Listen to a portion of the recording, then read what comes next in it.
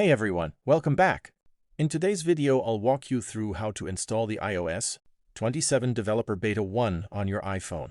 Apple is expected to release the first iOS 27 Developer Beta shortly after the WWDC 2026 keynote on June 8.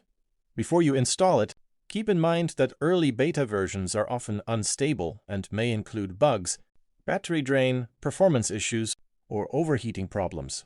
For that reason, it's best not to install it on your primary device. If you'd still like to try the beta, here's what you need to do. First, open the App Store and search for the Apple Developer app. Download and install it on your iPhone.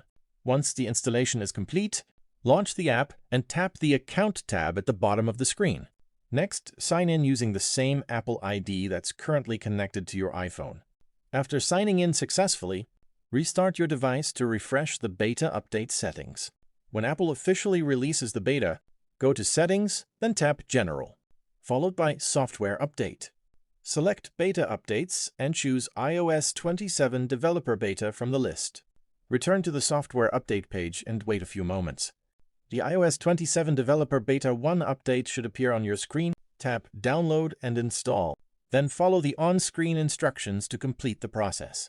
That's all there is to it. Your iPhone will begin downloading and installing iOS 27 Developer Beta 1. If you found this tutorial helpful, make sure to leave a like, subscribe to the channel, and turn on notifications for more iPhone tips, tricks, and iOS update guides.